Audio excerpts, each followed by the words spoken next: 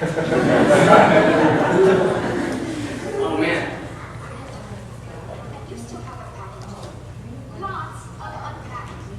So again, really rough, just popping into expressions. There's nothing, you know, all those, I was designing the extremes here, getting the basics of these guys down.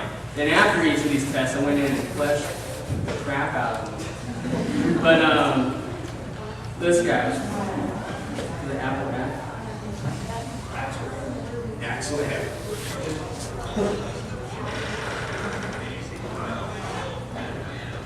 I hope it sucks you guys can't do that. But heck.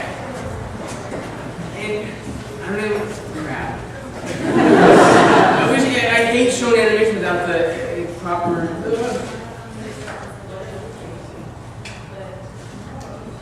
That I know you didn't hear because that's really low. Crap. Anyways, why did you just do the voice? I know I did what. You did the voice. I was the voice of Lively until a few months ago. I can maybe try. Wait, honestly. Oh wait, don't embarrass me. I know. It's weird. Yeah, Shane was the original voice of Lively, and you made this poor little kid copy his voice. Henry kept flying Shane up. The kid's not getting it. I did. I recorded it like a few times. Yeah. But god dang it, I won't do it. But if you watch the movies, hopefully you see how beautiful everything. I can't remember the line. Let's see. Let me play it through once. I'm remembering it. Let's see. I've peeked through the doors and windows, of course. I promised Grandma you'd never go inside.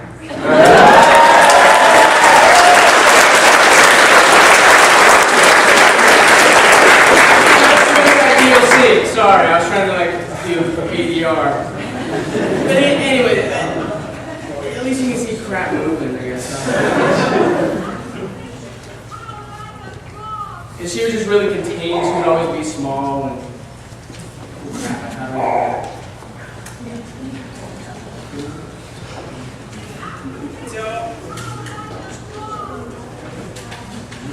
that one? Okay.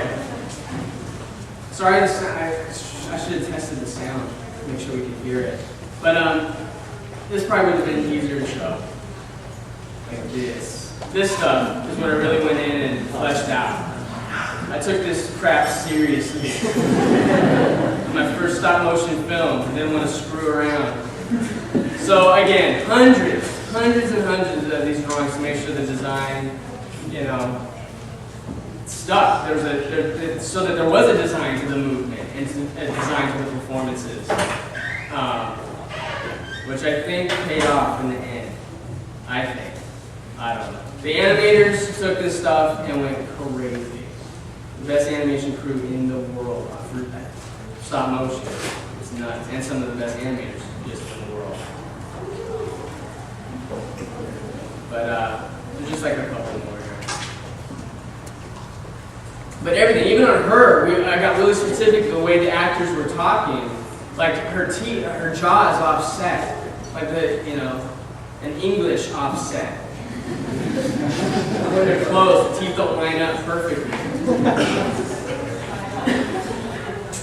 Nothing against English people.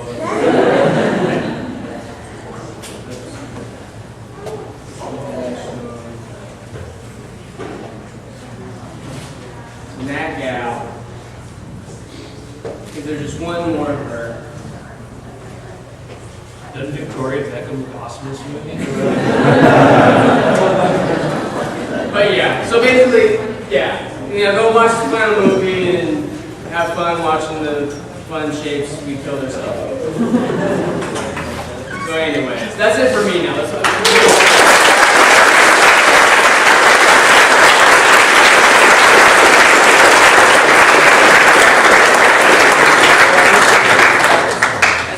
Next up, Andy Schuhler. Oh no, that's right. Next up, Shannon Tindle. Go for it.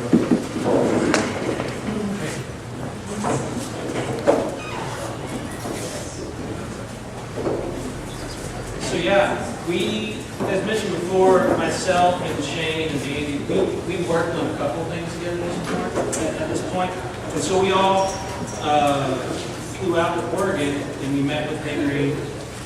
And then when we came back, he said, you know, he likes your guys' stuff, but he wants to see that you guys can work in the style of the film. So we all did tests and we got hired based on those tests. So, and it should be said, I know like at the front of the film, Tiny Hero did beautiful work on the film. Dan Krall should have gotten concept artist. Everything that he did on the film really inspired what we did from the beginning. We would just get, we'd get drawings in. And you were commuting, he would come in what, like once a month? 1 week per month. That's Yeah, 1 week per month. For Melanie. Yeah. And we would always look forward to it. And did you look forward to coming down? I love it because it's kind of lonely working remotely and email stuff. So I love being in the studio too, talking and sharing ideas. So it was great. Like Dan would send in his stuff, and we would just put it up in our desk. We were in a really small area. It was me and Shane and Dan and Chris and John were in this little corner of this building, and then Andy was in the story department, which meant 2 cubicles. And it was like this, It was the other side of the dentist office. yeah. Sorry. Yeah. So it's like, I'm going to give some anecdotal information because that's my favorite part when I got these things. It's just like, but I remember, like, it was such a small building and we were running all these computers off this thing. And I remember Chris was doing a painting one day and spent, like, I don't know, 3 or 4 hours on it. And for some reason, hitting Apple S never occurred to me. We would have blackouts. All the power would shut out. And I just remember it all went down and I just see Chris go. We got paid left for like 3 hours. 3 hours, and then we came back and sat down and started painting. Scratch. Yeah. So I came on to do character design on the film. And Shane mentioned the silhouette before. Henry would come up with these crazy ideas, and I mean crazy in the best way. It was like pushing in directions that you typically wouldn't go. So after we had the meeting about Mr. Bobinsky being a giant, I designed a silhouette I did. And Father hadn't been designed at that point. Mother and Coraline had been designed, and YB. These are more, I think, based on this point on Dan's stuff. The second from the left is based on Shane's design. And then I've done some spinning forcible stuff based on the thing. But the other note that Henry gave when he wants it to be a giant, and he gave us reference, and it was a Butthole Surfers album cover with starving kids from Africa with the bloated stomachs. I'm not, this is, and he was like, that's what I wanted to look like. It was all the same day. Like, where are you coming from? So the first thing that I did, like we heard that, and I'm like, okay. So I just blocked this silhouette out real quick, and then Shane was sitting right there, and I'm like, hey, take a look at this. And we were both like, that works. The giant works. And so then that was, I like to draw characters next to each other a lot if I'm doing characters that interact. So the first week I was there, I started doing spinning forcible stuff.